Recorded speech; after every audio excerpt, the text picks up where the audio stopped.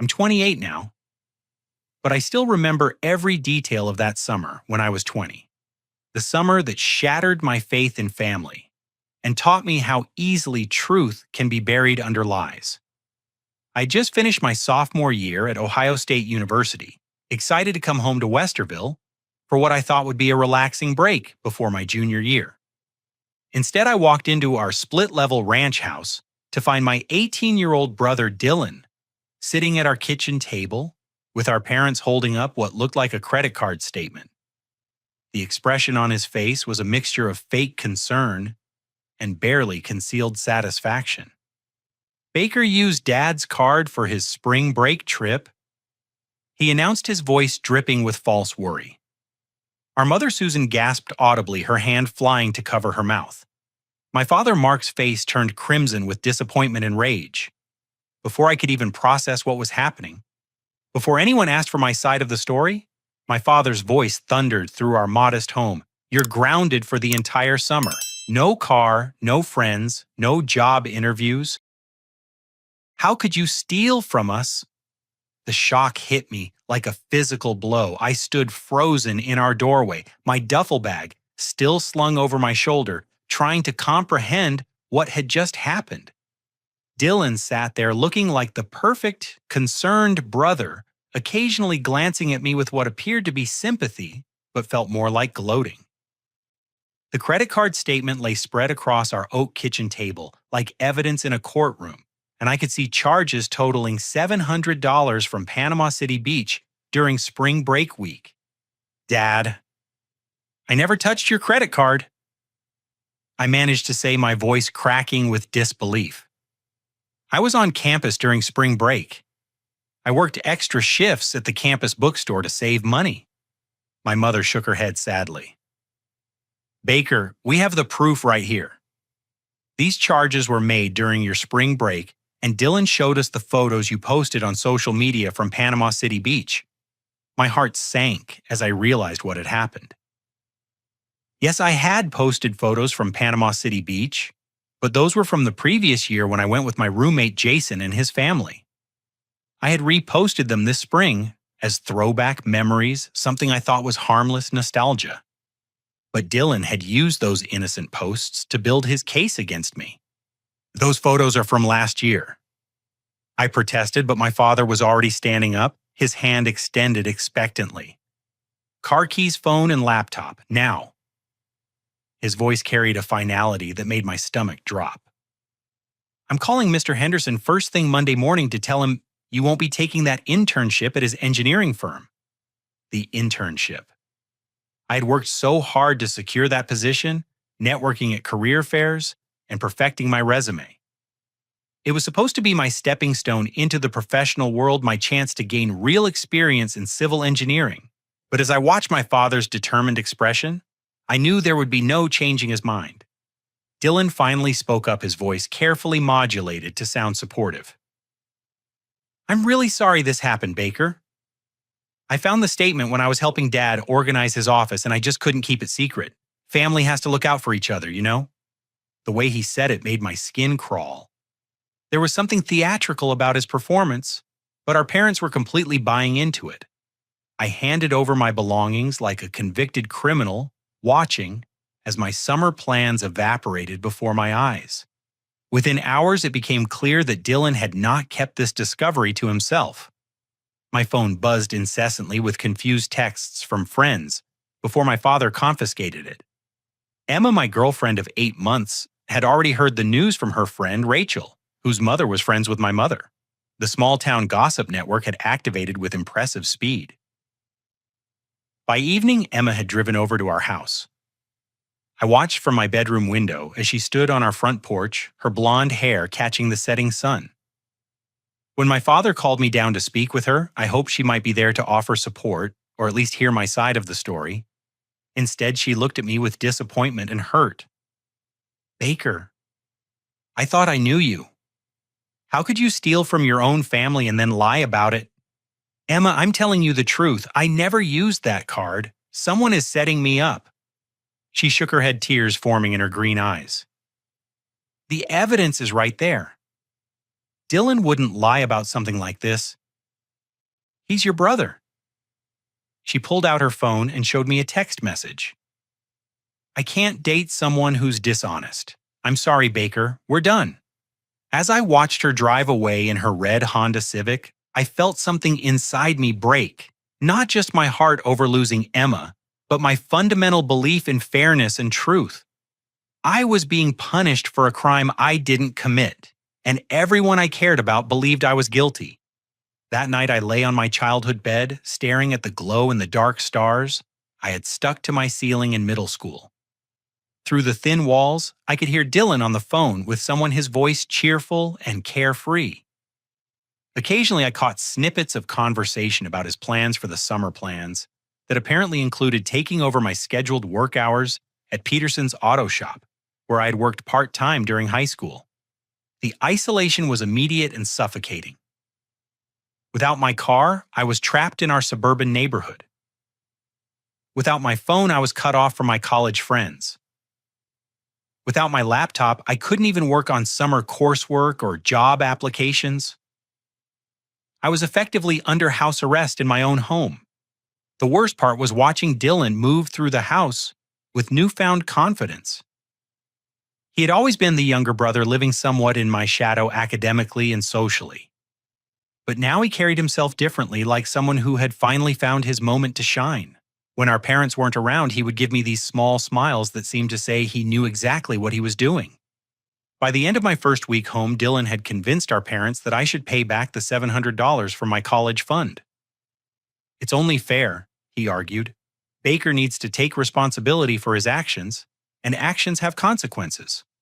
I watched helplessly as my father transferred $700 from my savings account money I had earned working construction jobs the previous summer under the blazing Ohio sun.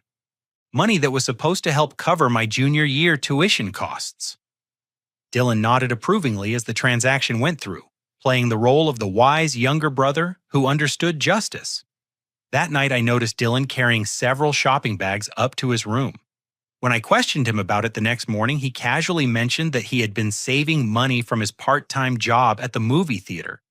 But I knew how much that job paid, and it wasn't enough to afford the designer clothing brands I had glimpsed in those bags. Something was very wrong, but I was the only one who seemed to see it. As June progressed, I watched my brother transform from my parents' second son into their golden child. The shift was subtle at first, then became increasingly obvious as Dylan basked in his newfound status as the responsible, trustworthy son who had saved the family from further financial loss by exposing my alleged theft. Our parents, Mark and Susan, began treating Dylan with a respect and admiration that I realized I had taken for granted when it was directed toward me. They asked for his opinions on family decisions, praised his maturity, and constantly referenced his difficult choice to turn in his own brother as evidence of his strong moral character. Dylan wasted no time capitalizing on this reversal of fortune. Within 2 weeks of my grounding, he had convinced our parents to let him move into what was supposed to be my room when I graduated. It was the larger bedroom at the front of the house, with better natural light and its own adjoining bathroom. I watched from my childhood bedroom as he moved his belongings, including several new items that seemed to appear daily. The expensive purchases became impossible to ignore. Dylan suddenly had a brand new iPhone to replace his cracked older model, a pair of $200 Nike basketball shoes, and a gaming setup that included a curved monitor and mechanical keyboard. When I mentioned these purchases to our parents, suggesting that perhaps Dylan's minimum wage theater job couldn't fund such extravagant spending, they dismissed my concerns immediately. "Baker, you're just jealous that Dylan is being responsible with his money while you squandered ours," my mother said, not even looking up from her crossword puzzle. "Maybe if you had made better choices, you'd have nice things too." Dylan had an explanation for everything. The phone was a graduation gift from our grandmother. The shoes were on clearance. The gaming equipment was purchased with money he had been saving for months. Every answer came quickly and confidently, and our parents accepted each explanation without question. But I knew our grandmother lived on a fixed income and had never given gifts that expensive. I knew Dylan rarely shopped clearance sales, preferring brand names and the latest models. And I knew he had been spending his theater money on gas, fast food, and dates with various girls from his high school class. The social implications of my situation became clearer as the summer wore on. Dylan made sure that everyone in our extended family neighborhood and social circle knew about my supposed crime.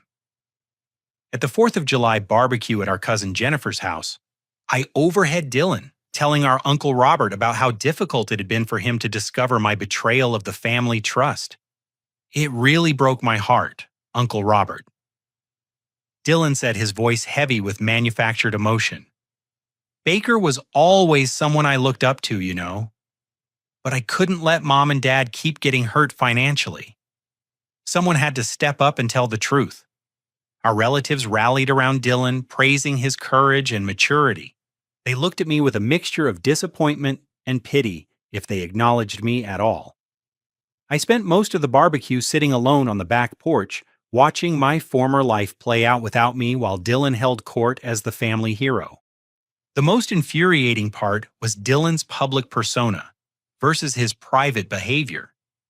Around our parents and other adults, he was thoughtful, helpful, and humble about his role in exposing my alleged theft.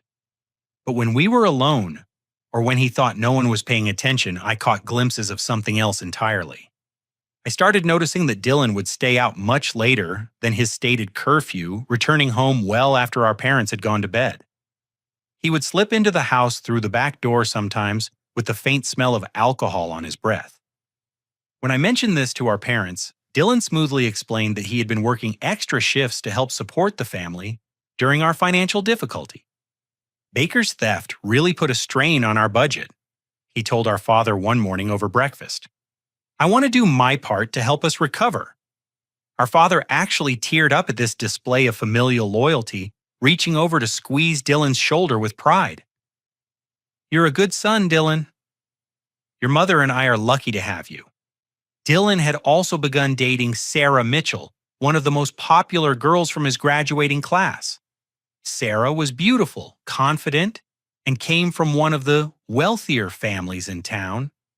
I couldn't understand how Dylan, working minimum wage at a movie theater, was managing to take her to expensive restaurants and buy her gifts that I saw him carrying to his car. When Sarah started coming to our house regularly, I was subjected to the humiliation of being the older brother who was grounded and discredited. She would look at me with curiosity and mild revulsion, clearly having heard Dylan's version of events. Sometimes I would catch her whispering with Dylan, and I knew they were discussing my supposed criminal behavior. The breaking point came when Dylan began throwing parties at our house during the evenings when our parents worked late shifts. Our father worked security at a local factory 3 nights a week, and our mother had picked up extra hours at the insurance office, where she worked as a claims processor. Dylan would invite 6 or 7 friends over, including Sarah, and they would drink beer and play music in our living room. The first time this happened, I went downstairs to confront Dylan about the noise and the obvious underage drinking occurring in our family home. His friends looked at me with a mixture of amusement and disdain as I tried to assert some authority as the older brother. Relax, Baker, Dylan said calmly, not even getting up from the couch where he was sitting with Sarah on his lap. We're not causing any trouble. Maybe if you hadn't stolen from Dad, you could join us instead of being stuck upstairs like a little kid. His friends laughed, and I felt my face burn with humiliation. I was 20 years old, a college student being dismissed by teenagers in my own home. When I threatened to tell our parents about the party, Dylan's expression shifted to something colder. Go ahead, he said. Tell them their thief son is causing more problems. I'm sure they'll believe you over me. He was right, and we both knew it. I had lost all credibility in my family, while Dylan's word had become gospel. I retreated to my room, seething with frustration and powerlessness. The parties continued twice a week throughout July. I would lie in bed, listening to the laughter and conversation below, feeling like a prisoner in my own home. Sometimes I would look out my window and see Dylan's friends smoking cigarettes in our backyard, or making out on our front porch, treating our property like their personal playground. But the most devastating blow came at the end of July when Dylan announced that he had been accepted to Columbus State Community College on a hardship scholarship. He gathered our family around the kitchen table, his acceptance letter spread out like a trophy. The financial aid office was really understanding about our family's situation. He explained, his voice modest but proud. They said students who demonstrate resilience in the face of family financial crisis are exactly who they want to help. Our parents were ecstatic. They hugged Dylan and praised his determination to pursue higher education despite the family turmoil I had supposedly caused. But something about the scholarship didn't sit right with me. I knew hardship scholarships were typically reserved for families with documented low-income unemployment or other significant financial struggles. Our family was solidly middle class. Yes, my alleged theft of $700 had created a temporary budget strain, but it wasn't the kind of genuine hardship that merit-based aid was designed to address. It seemed like Dylan had used my supposed crime to fraudulently qualify for financial assistance intended for students who truly needed it. When I tried to raise this concern with our parents, they shut me down immediately. "Baker, your brother, is trying to better himself and contribute positively to this family," my mother said sharply.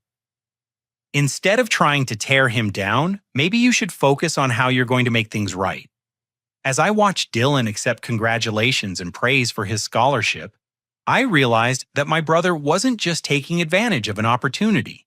He was actively constructing a narrative that positioned him as the hero and me as the villain, and he was getting rewarded for it at every turn. The worst part was that I was starting to question my own sanity. Everyone around me was so convinced of my guilt and Dylan's innocence that I began to wonder if I was missing something obvious. Had I somehow used my father's card and forgotten about it? Was I repressing memories of wrongdoing? But every time I tried to find a logical explanation for how I could have made those charges, the facts didn't add up. I'd been on campus during spring break working at the bookstore and studying for midterm exams. I'd never been to Panama City Beach during the time frame when those charges were made. Someone was lying, and it wasn't me.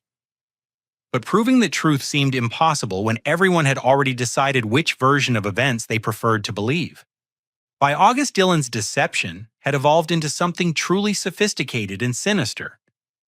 What had started as a simple, false accusation had grown into an elaborate psychological campaign designed to completely destroy my reputation and credibility while elevating Dylan to near sainthood in the eyes of everyone who mattered. Dylan's manipulation extended far beyond our immediate family. He had begun cultivating relationships with our extended relatives, family friends, and community members, always playing the role of the mature young man who was bravely holding the family together during a difficult time.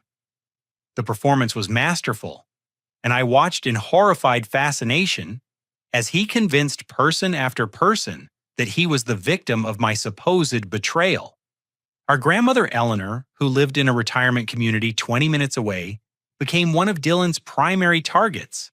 Eleanor had always been particularly fond of me, proud of my academic achievements and college success.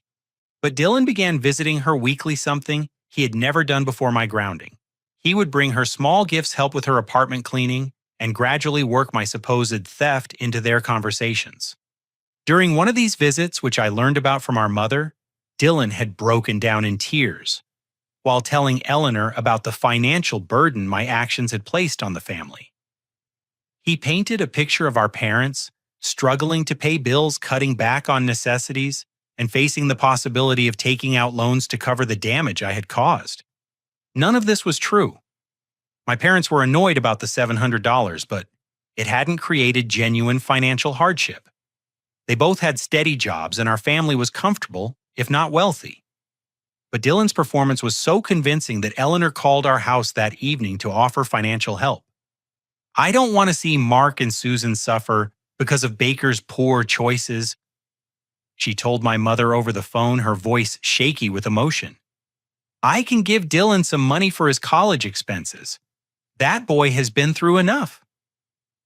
I listened to this conversation from the top of the stairs, my heart breaking, as I realized how completely Dylan had poisoned our grandmother's opinion of me.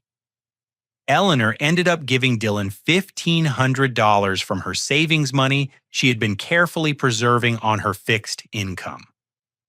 Dylan accepted it with appropriate humility and gratitude, never mentioning that our family wasn't actually in financial distress. But Dylan's cruelest manipulation involved creating new incidents designed to make me look increasingly unstable and dangerous. He began hiding family valuables and then expressing concern about their disappearance, always in ways that suggested I might be responsible without directly accusing me. The first incident involved my mother's jewelry box, which contained several pieces that had been gifts from my father over the years. Dylan mentioned casually at dinner that he had noticed the jewelry box had been moved from its usual spot on my parents' dresser. I'm probably just being paranoid. He said, his voice carefully worried.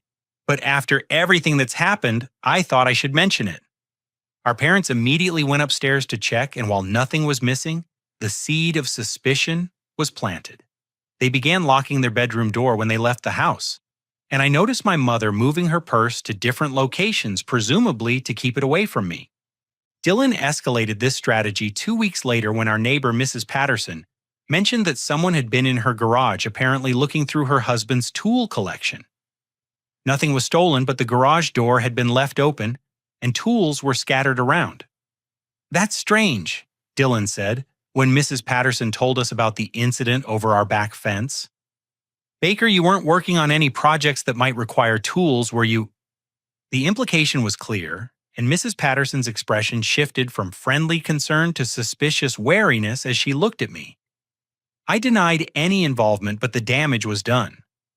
Word spread through our neighborhood that the Hendricks boy who had stolen from his own family might be expanding his criminal activities.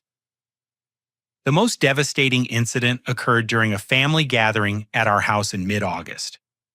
Dylan had invited several of our relatives for a backyard barbecue, ostensibly to demonstrate that the family was healing and moving forward despite my supposed betrayal. Our cousins Jennifer and Michael came with their families along with Uncle Robert and Aunt Linda. Earlier that day, Dylan had asked to borrow my high school class ring, claiming he wanted to show it to his girlfriend Sarah as an example of what his own ring might look like when he graduated. I thought it was an odd request, but I was desperate for any positive interaction with my brother, so I gave it to him. During the barbecue, while I was helping our mother bring food outside, Dylan discovered my class ring in the pocket of Uncle Robert's jacket, which was hanging on a chair near our back door. He held it up with apparent shock and confusion. "Uncle Robert, why do you have Baker's ring?" Dylan asked loudly enough for everyone to hear. Uncle Robert was genuinely bewildered. He had no idea how the ring had gotten into his jacket pocket, and his confusion was obvious to everyone present. But Dylan's discovery created an incredibly uncomfortable situation that seemed to suggest I had planted my own ring on our uncle for some unknown reason. Maybe Baker was trying to create evidence that someone else was stealing things, Dylan suggested quietly to our cousin Jennifer, but loud enough for others to hear.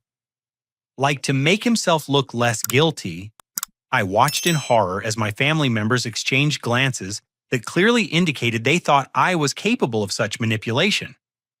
Uncle Robert looked at me with disappointment and genuine hurt, probably wondering if I was attempting to frame him for something. "I didn't put that ring in Uncle Robert's pocket," I said desperately. "Dylan, you had my ring earlier today. You know how it got there." But Dylan looked at me with what appeared to be genuine sadness and concern. "Baker, I gave your ring back to you hours ago. Don't you remember? You put it on your dresser." I knew this was a lie, but I couldn't prove it. The ring had clearly been in my possession earlier, and now it was found in a suspicious location. Dylan's version of events was plausible enough that our relatives couldn't definitively say what had happened, but the incident reinforced their belief that something was seriously wrong with me. The psychological pressure was becoming unbearable. I found myself second-guessing my own memories and actions, wondering if I was somehow losing my grip on reality.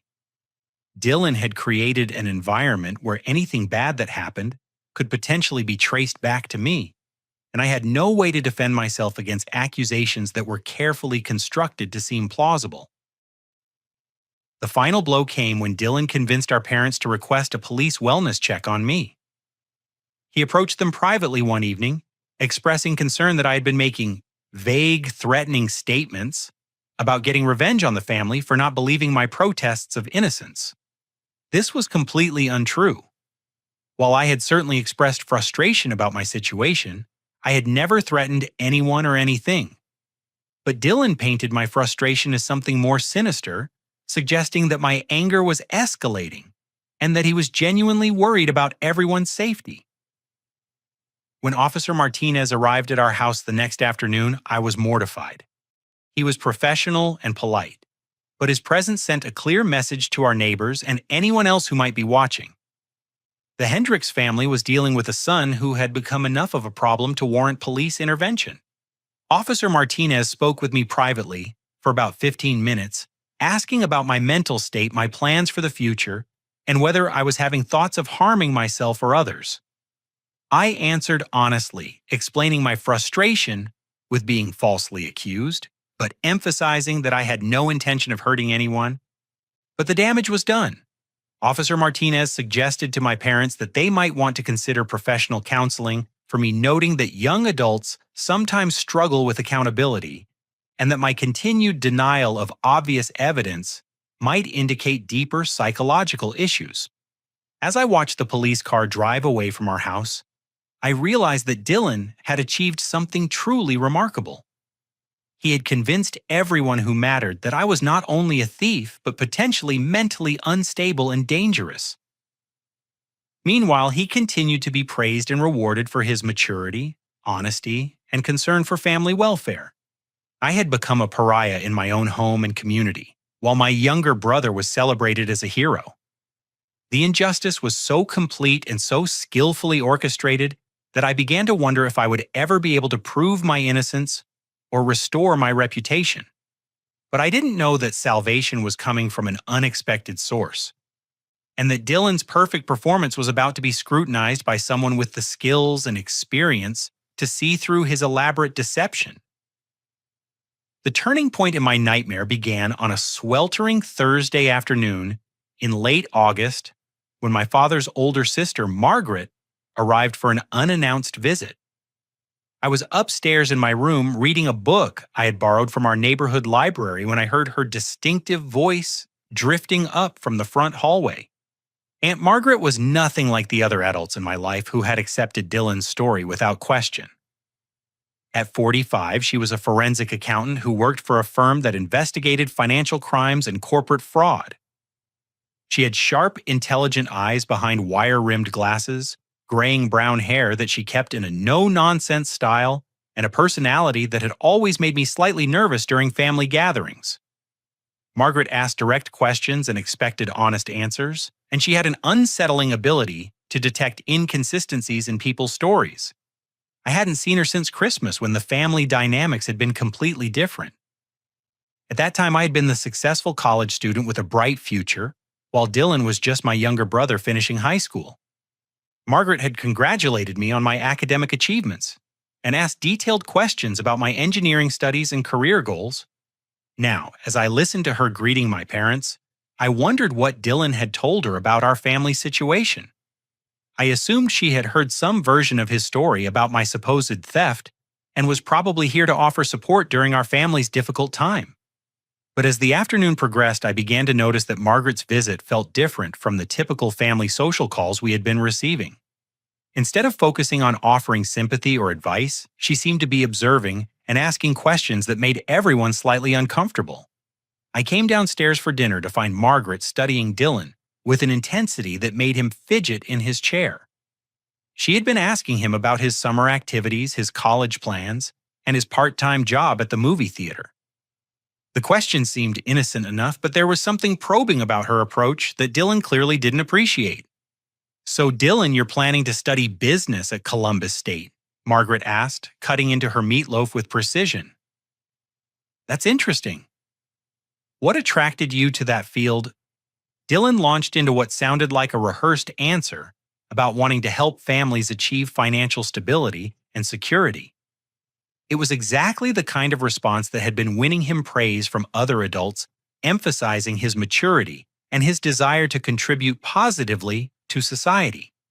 But Margaret's follow-up questions revealed details that didn't quite add up. She asked about specific courses in the business program, about his long-term career goals, and about how he planned to balance work and school responsibilities. Dylan's answers became increasingly vague and contradictory, and I could see sweat forming on his forehead despite the air conditioning. "And you're managing to save money for college while working part-time," Margaret continued. "That's impressive financial discipline for someone your age. You must have learned some valuable lessons about budgeting and prioritizing expenses." Dylan nodded enthusiastically, but I caught a flicker of something that looked like panic in his eyes. "Yeah, I've always been good with money. I learned from watching Mom and Dad. Margaret smiled, but it was the kind of smile I'd seen her use during Christmas dinner, when our cousin Jason had tried to convince everyone he was getting excellent grades while clearly struggling in school. It was patient, polite, and completely skeptical. After dinner, while Dylan retreated to his room claiming he had homework to complete, Margaret helped our parents clean the kitchen. I was wiping down the table when I overheard her casual comment that would change everything. "It's nice to see Dylan taking on more responsibility during a difficult time," she said to our mother. Though I have to admit I'm curious about the details of what happened with Baker's situation. As someone who investigates financial irregularities professionally, I'd be interested in reviewing the evidence just to make sure everything was handled properly. My heart stopped. Our parents exchanged glances, and I could see them trying to decide whether Margaret's offer was helpful or intrusive. My father spoke first, his voice carrying a defensive edge. "Margaret, we appreciate your concern, but the situation is pretty straightforward. Dylan found the charges on my credit card statement, and Baker had the opportunity and motive to make them. We don't need a professional investigation." But Margaret persisted, her tone remaining friendly but firm. "I understand, Mark, but financial crimes can be more complicated than they appear on the surface. Sometimes what looks like obvious evidence actually tells a different story when you examine it more carefully. I'd be happy to take a look just to give everyone peace of mind." Dylan appeared in the kitchen doorway claiming he needed a glass of water. But I could tell he had been listening to the conversation, and his expression was tense with worry that he was trying to hide behind casual interest. "What kind of things would you look for, Aunt Margaret?" he asked, his voice carefully neutral. Margaret turned to him with that same patient smile. "Oh, there are lots of technical details that most people don't think about. Transaction patterns, location data, timing, inconsistencies, that sort of thing. It's amazing how much information is actually embedded in financial records when you know how to read them properly." Over the next 2 days, Margaret's presence in our house created a subtle but noticeable shift in the family atmosphere. She spent time talking with each of us individually, asking questions that seemed casual but felt more substantial than typical family conversation. When she spoke with me privately, I was initially cautious about opening up. I had been burned so badly by trusting family members that I wasn't sure Margaret would be any different. But her questions were different from the accusatory inquiries I had faced from my parents and other relatives. "Baker, I want you to walk me through exactly what you remember about spring break," she said, settling into the chair across from my desk. "Don't worry about proving anything or defending yourself. Just tell me what actually happened day by day." For the first time in months, someone was asking for my version of events without starting from the assumption that I was lying. I told Margaret about working extra shifts at the campus bookstore, about studying for midterm exams, about the quiet spring break I had spent on campus, while most of my friends traveled to warmer destinations. Margaret took notes as I spoke, asking follow-up questions that demonstrated she was actually listening and thinking critically about what I was telling her.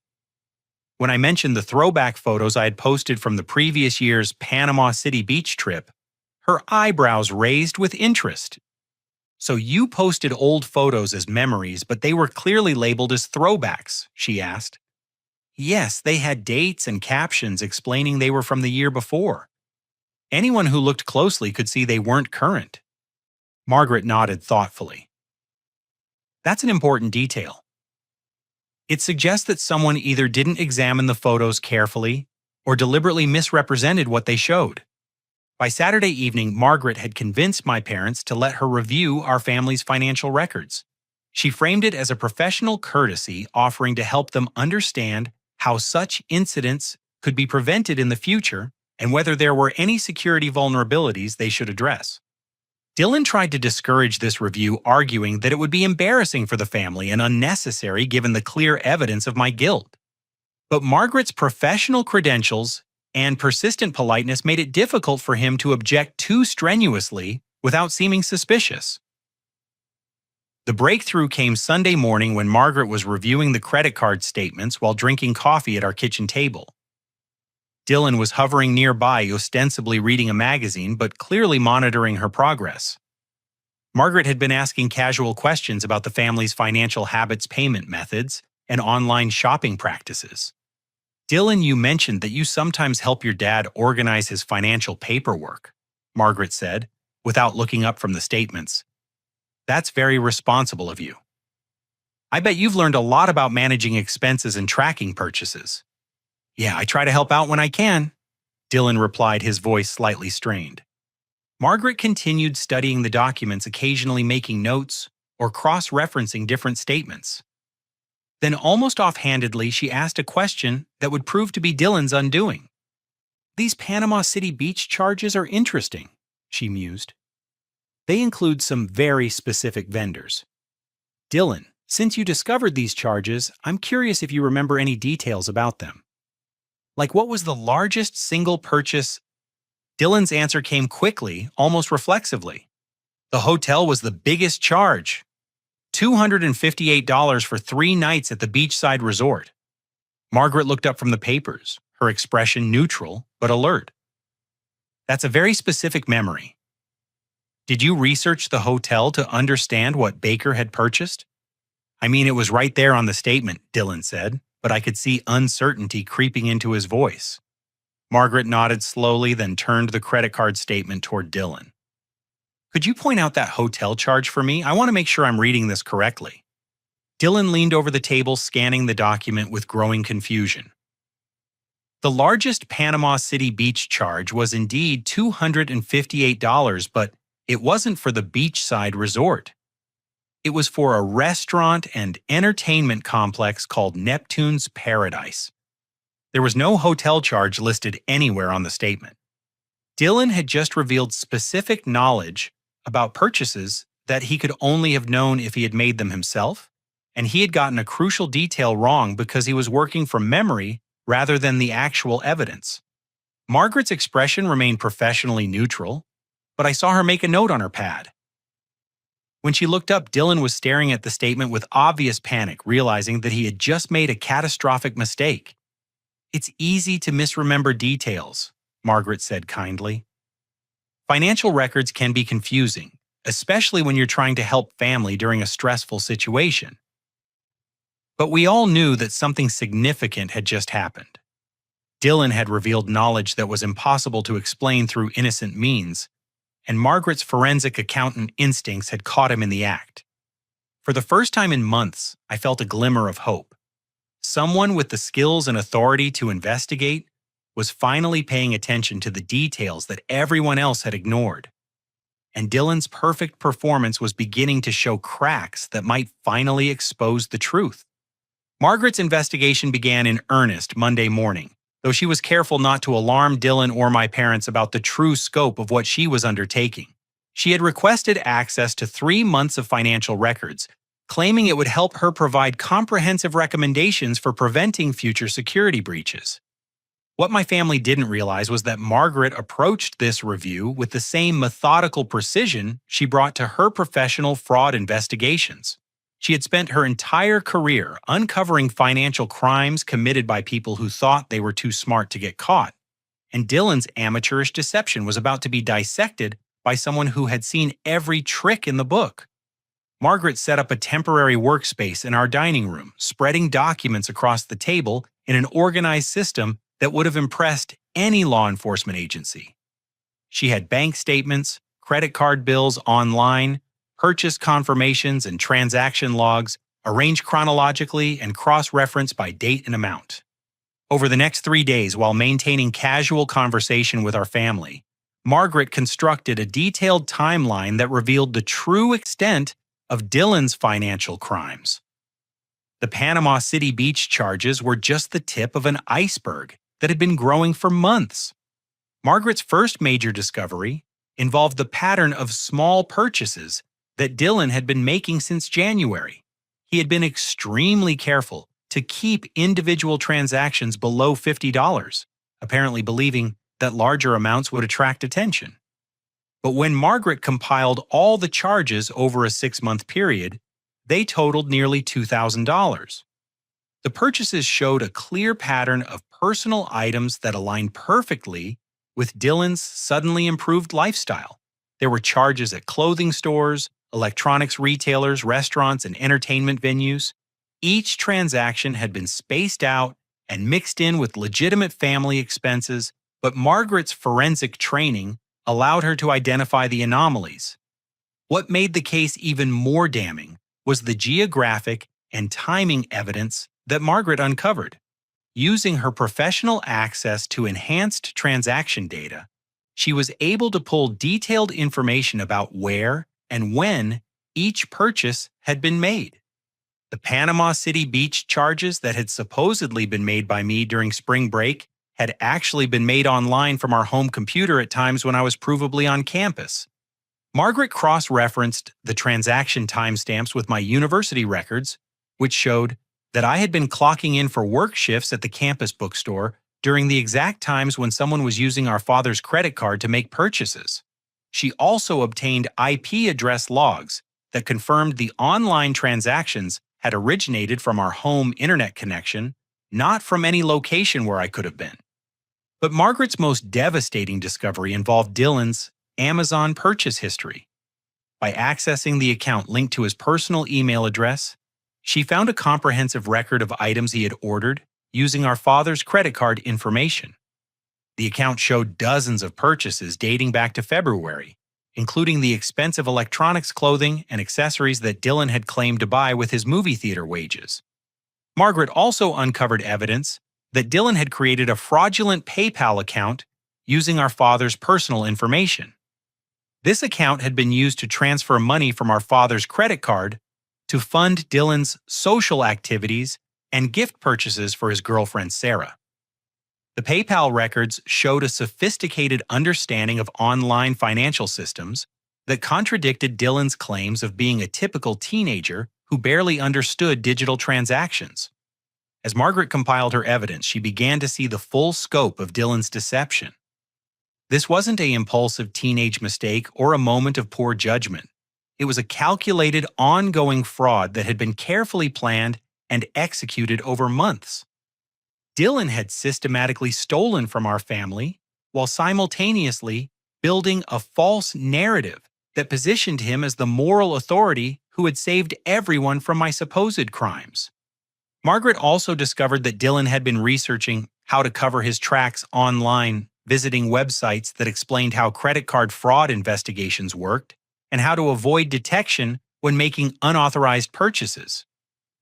His browser history revealed searches for topics like how long do banks keep transaction records and what evidence do police need for credit card theft charges. But perhaps the most disturbing evidence Margaret found involved Dylan's plans for future crimes. His recent large purchases, which totaled over $1,500 in the past month alone, suggested that he was escalating his theft and becoming more brazen about the amounts he was stealing. Margaret found evidence that Dylan had been planning to frame me for an even larger theft, having already made several expensive purchases that he intended to discover later and blame on my supposed ongoing criminal behavior. The evidence also revealed how Dylan had manipulated the original discovery of his crimes. Margaret found that Dylan had been monitoring our father's credit card account online for weeks before he claimed to have found the incriminating statement. He had carefully chosen which charges to highlight and which ones to ignore, creating a narrative that focused attention on the most dramatic incidents while concealing the broader pattern of his systematic theft. Margaret's investigation also uncovered the sophisticated psychological manipulation Dylan had employed to maintain his deception.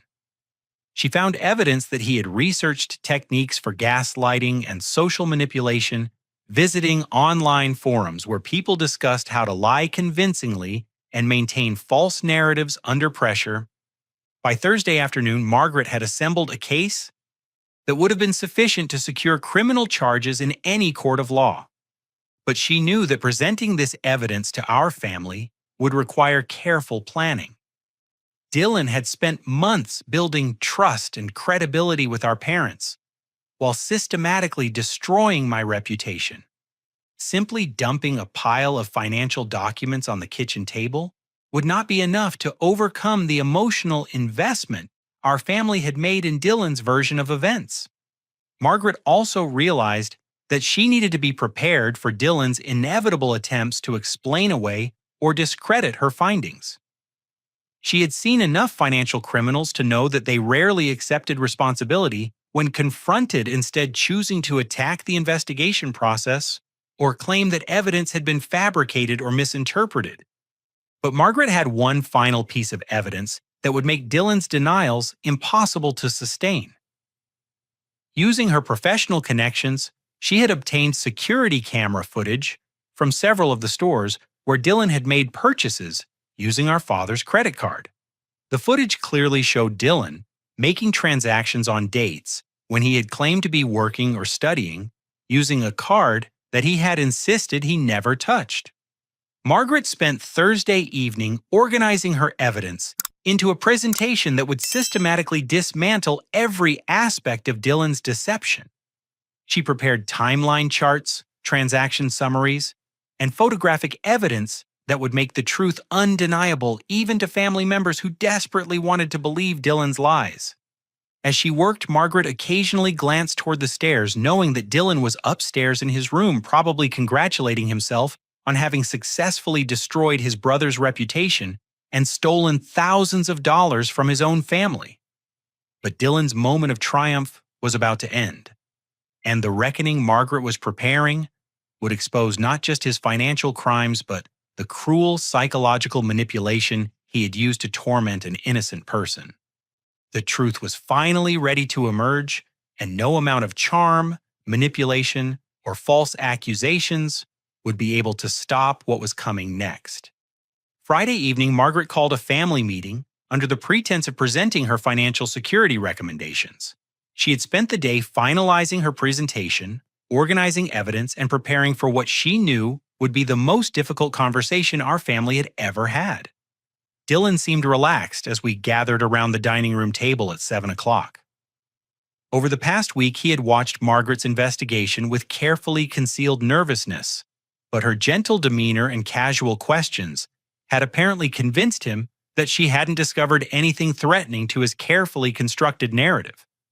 Our parents settled into their chairs with expressions of polite interest, expecting to receive some professional advice about protecting their financial information and preventing future incidents like my supposed theft. They had no idea they were about to witness the complete destruction of everything they believed about their two sons. Margaret began her presentation with what appeared to be routine information about credit card security and online safety.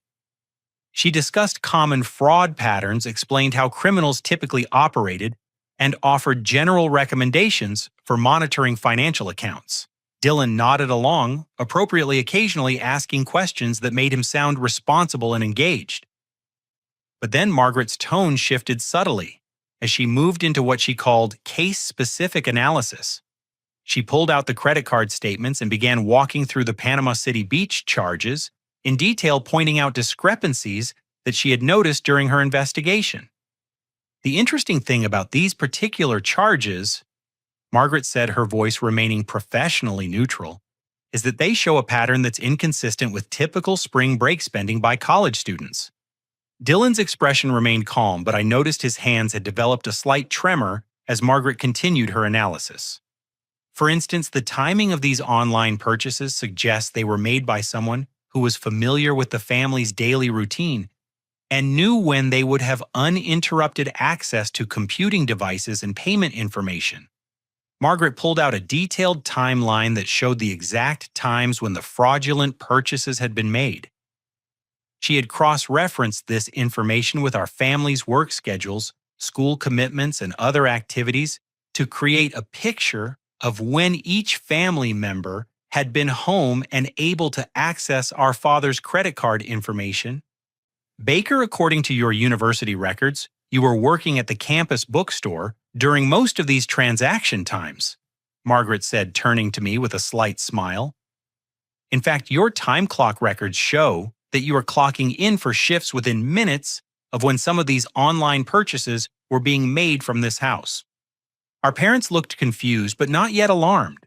They were still trying to process the technical information Margaret was presenting, not yet understanding the implications of what she was revealing. But Dylan understood. I watched his face go pale as he realized that Margaret had uncovered evidence that made my innocence undeniable. He tried to maintain his composure, but his voice cracked slightly when he attempted to respond.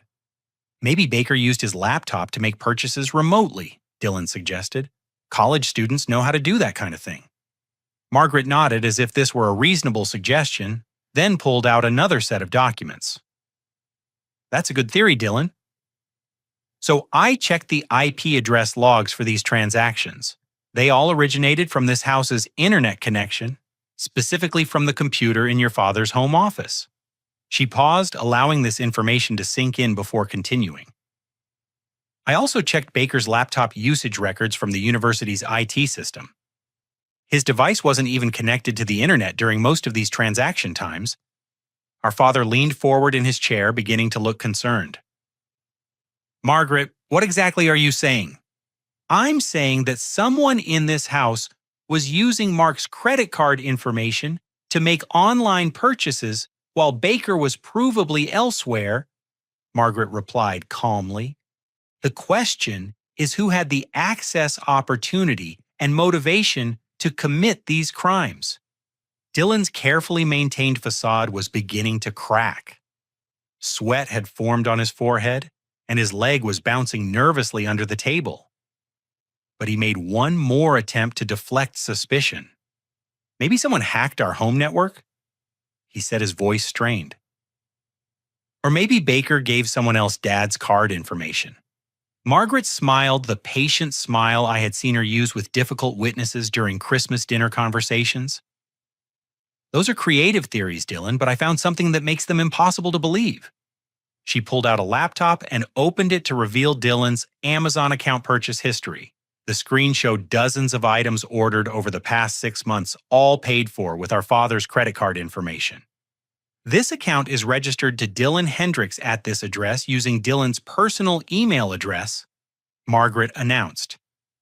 The purchase history shows a clear pattern of expensive items being bought with Mark's credit card and delivered to this house.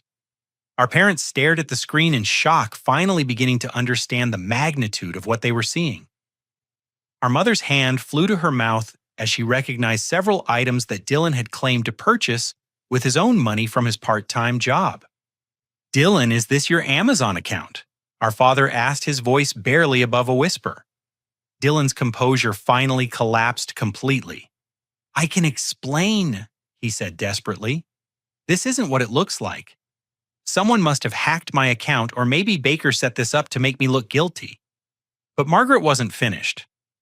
She pulled out printed screenshots showing Dylan's browser history, including his research into credit card fraud techniques and his visits to websites explaining how to avoid detection when making unauthorized purchases.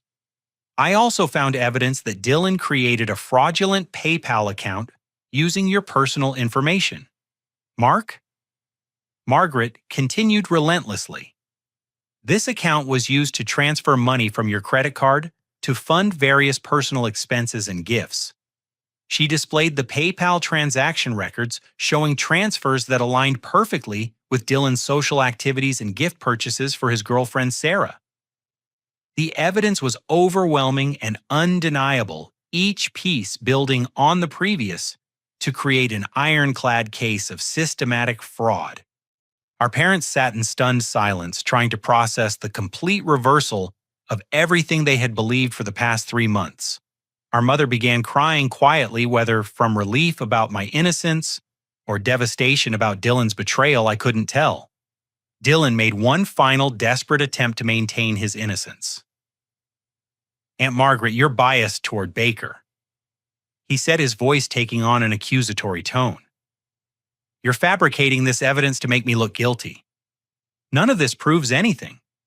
Margaret's response was swift and decisive. She pulled out her phone and opened a video file that made Dylan's blood drain from his face completely. "This is security camera footage from Best Buy showing you purchasing the gaming monitor that's currently in your room," she said, playing the video for everyone to see. "The timestamp shows this purchase was made during a time when you claimed to be working at the movie theater. You used your father's credit card for this $237 transaction." The video was crystal clear. There was Dylan confidently walking through the electronics store, selecting expensive equipment and paying with our father's credit card. He looked relaxed and practiced like someone who had done this many times before. Our father's voice was barely recognizable when he finally spoke. "Dylan, how could you do this to us? How could you let us punish Baker for something you did?" But Dylan's final revelation was yet to come. Faced with undeniable evidence and the complete destruction of his carefully crafted lies, something inside him snapped. The psychological pressure of maintaining his deception for months, combined with the shock of being caught so thoroughly, caused him to break down completely. "You want to know how I could do this?" Dylan screamed, his voice filled with years of suppressed rage and jealousy. "Baker always got everything. He was the smart one, the successful one, the one you were proud of. Do you know what it's like to live in your brother's shadow your entire life?" The words poured out of him like a dam bursting. "This wasn't the first time I framed him. Remember when Grandma's vase got broken when we were kids? That was me. The money missing from Mom's purse? Me. The neighbor's fence that got damaged with the baseball? Also me. I've been setting up Baker for years, and you always believed me because Precious Baker could never do anything wrong." Our parents recoiled in horror as Dylan confessed to a lifetime of deception and manipulation. I sat frozen in my chair, realizing that my entire childhood had been contaminated by Dylan's jealousy and his willingness to destroy my reputation for his own benefit. "I planned this whole thing." Dylan continued, his voice becoming increasingly hysterical. "I've been using Dad's card for months, and I knew I had to find a way to blame someone else before you noticed. Baker was perfect. He was away at college, he had posted those old Panama City photos, and I knew you'd believe me over him because I'm the baby of the family." The confession was complete and devastating. Dylan had not only admitted to the credit card fraud, but revealed a pattern of psychological abuse that had been going on for years.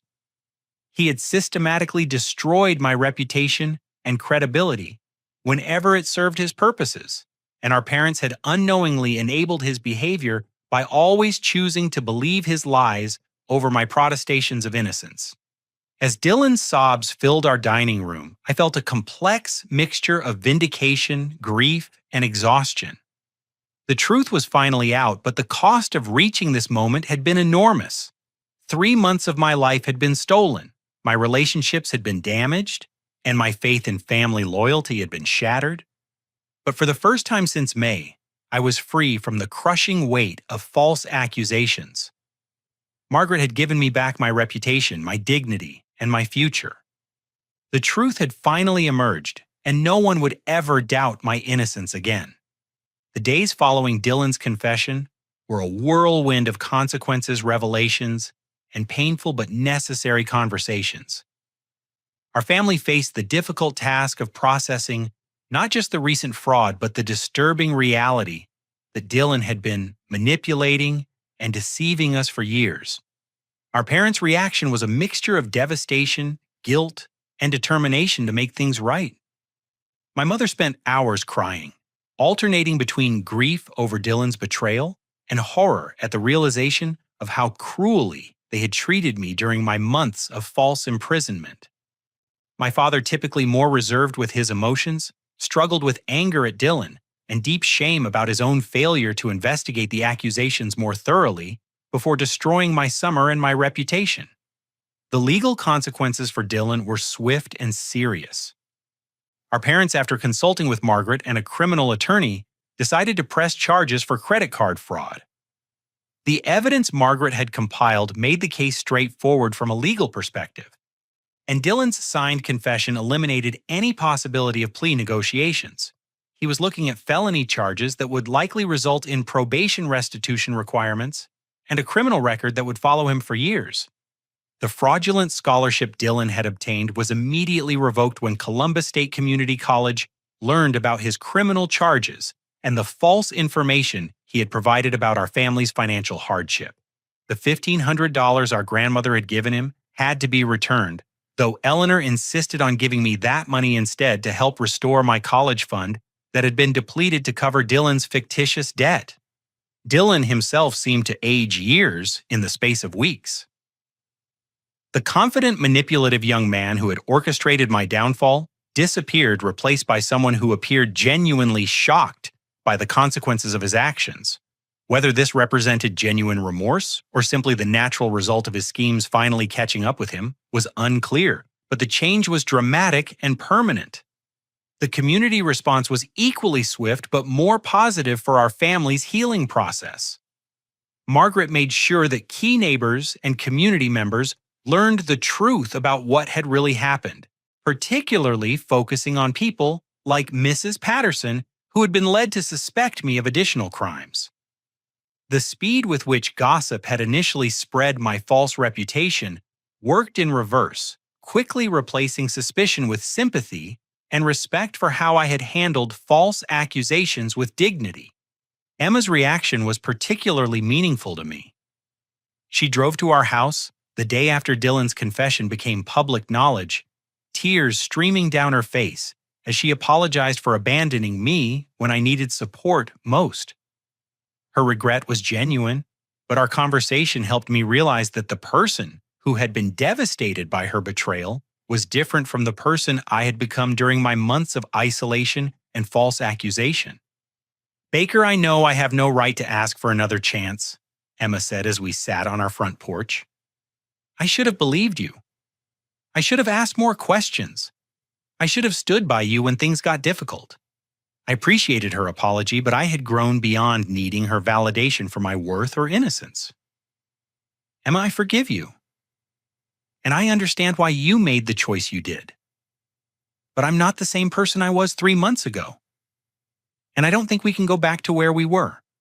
She nodded sadly, but seemed to understand that my response came from strength rather than anger.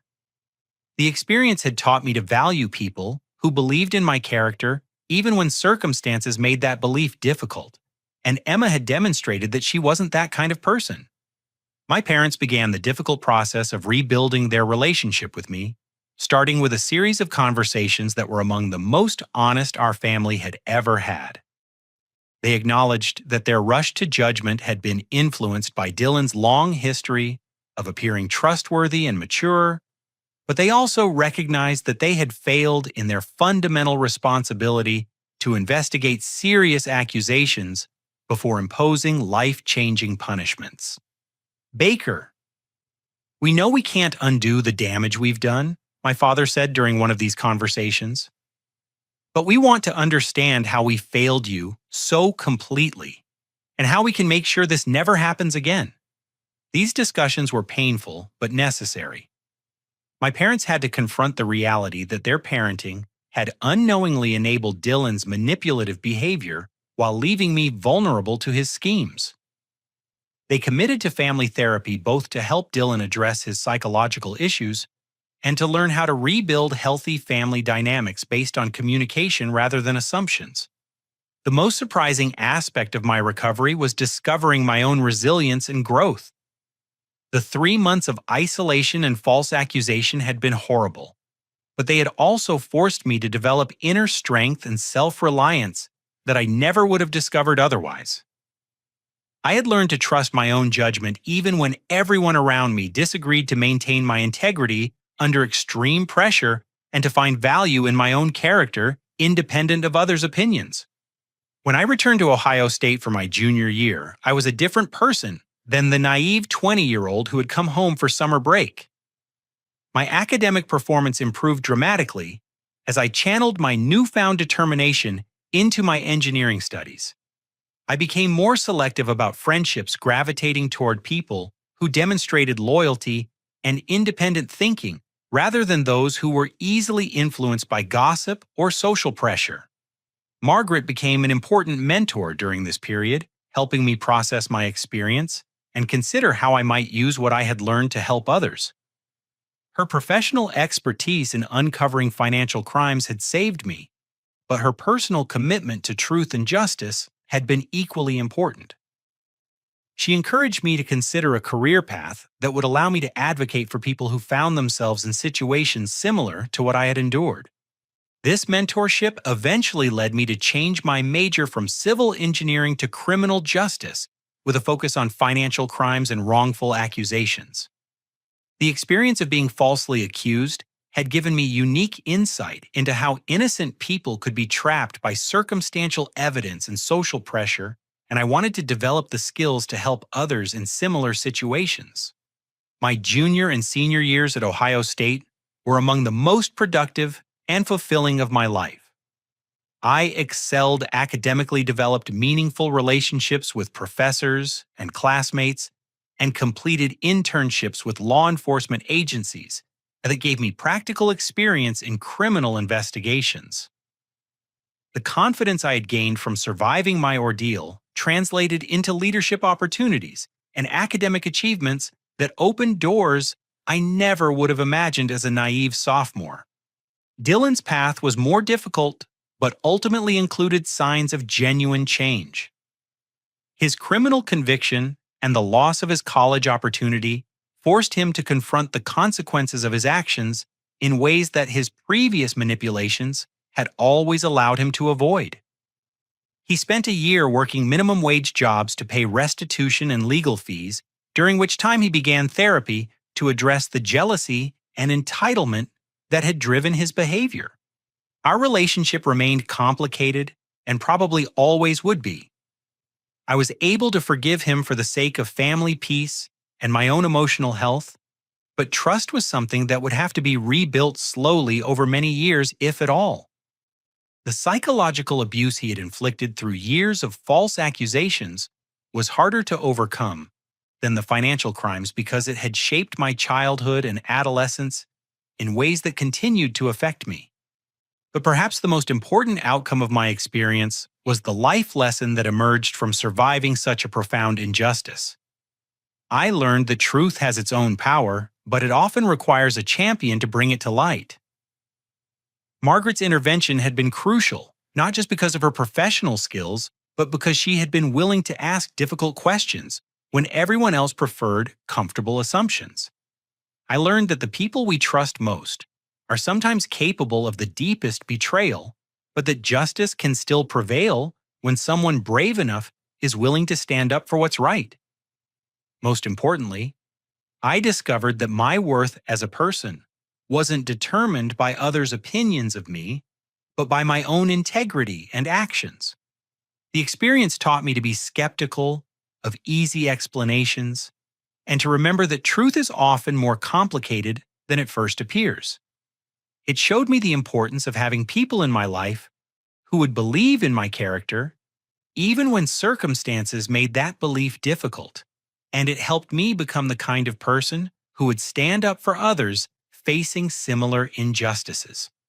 By the time I graduated from Ohio State with honors and a clear career path in criminal justice, I had transformed a devastating experience into a foundation for a meaningful life dedicated to seeking truth and protecting innocent people.